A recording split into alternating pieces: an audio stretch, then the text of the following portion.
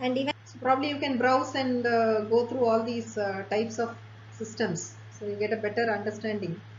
And of course, you all know, then we switched over to personal computers from the mainframe. Each of us could have a computer at home, or otherwise somebody, one big company only like IBM was having computers. We were able to get Windows 98, 2000, Linux, so we had simple personal computers. Then we have distributed systems where more than one computer is connected. So more than one computer is connected and we have a middleware. So every system will have a local operating system and they are all interconnected. So I can send, see, I have a computer here.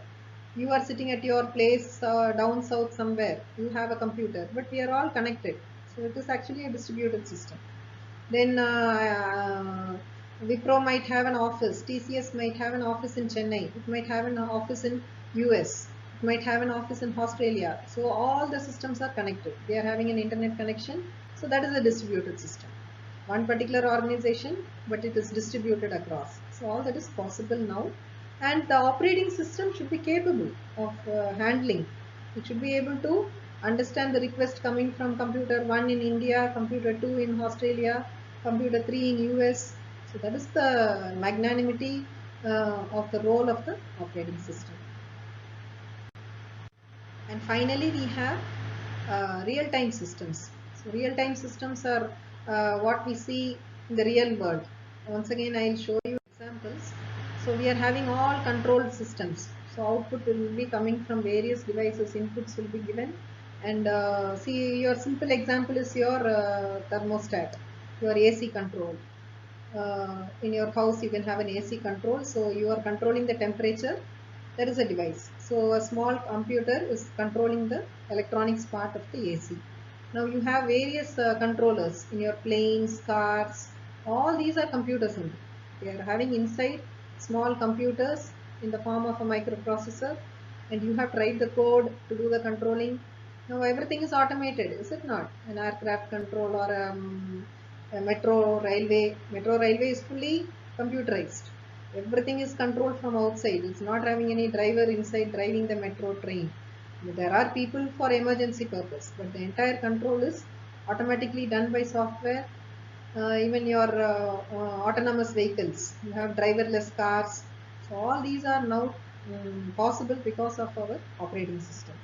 So I hope you understand the role of our computer science engineers. So don't think you're going to sit and work only with TCS. I am going to do a program in Java, do a program in C. No, your expectation is too large. See, my son is a mechatronics engineer. He feels sad that our computer science engineers are not able to meet their demands. They want so many programs. They are developing drones, they are developing robots. So they feel that they lack a little bit of programming. So why not you computer science engineers help us with the programming part? If I want to the robot to do this, that, your code will do wonders to our mechanical devices, they're saying. But I don't know if we have taken it that seriously, and if we are developing our coding skills to that level. So it's a very important area. Coding is very important, and the role of the operating system plays a major role. So you have to be that efficient to code and modify the operating system, and only then we can work with all these real-time devices, which is the demand of the day. So you have healthcare devices, you have wheelchairs automatically controlled. If the patient moves his left hand, the wheelchair goes left. If he moves the right hand, it goes to the right. All this is possible by our technology, our image processing, our gesture recognition. All these are computer topics. And indirectly, we are going to write an operating system which is going to transfer this program what we are doing to the device. We saw that, no? Hardware is there, user is there, operating system is doing the interface. So now if I am able to write a program, give it to the operating system in such a way, the hardware can become a wheelchair, hardware can become a flight, hardware can become a car, hardware can become a autonomous vehicle. So just imagine how big our role is.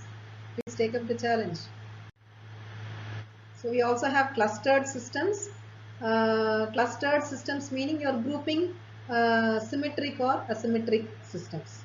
Okay, just like distributed systems. but you're using it for very high performance computing. So it's enough if you know the definitions of all this.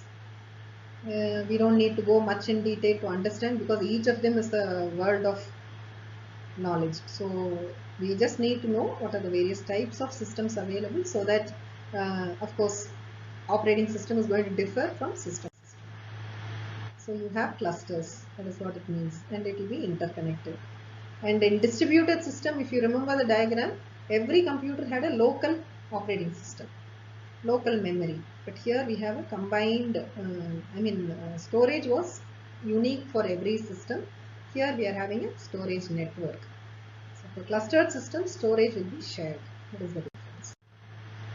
So basically, what are the functions of an operating system? Just to conclude, so it is an interrupt driven hardware or software. It is going to send exception and take care of errors, request the hardware, operating system to do some service, and it can be looped on and done also.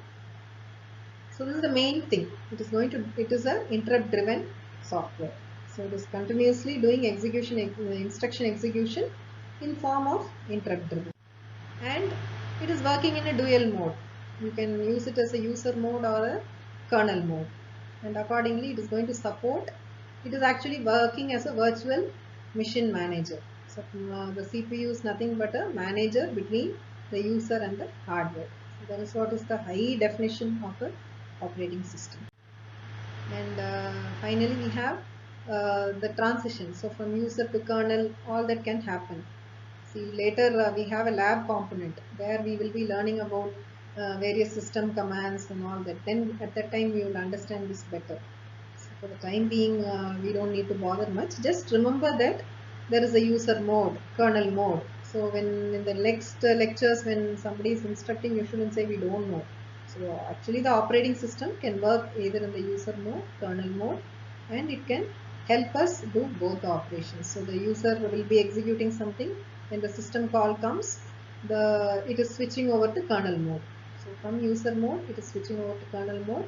Once the execution of the command is over, it is going to come back to user mode. So system call is nothing but commands. So we will learn next about all these commands in detail. Then you will understand better, and we will try out all these commands in our lab component also. So you will understand it. And basically the functions of the operating system is process management. See, we have only seen what an operating system is, what are the basic functions. But the functions can be further divided into 5 major functions, which we will see across the remaining units of the syllabus.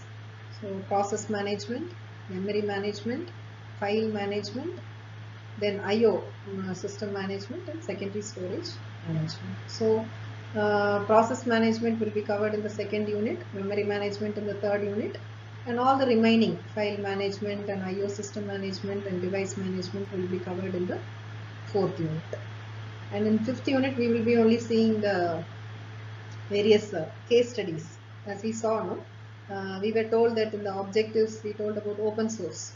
So we will learn more about how the various types of operating systems. So by the end of the course, you should be capable of developing at least a small operating system to do a small functionality and so.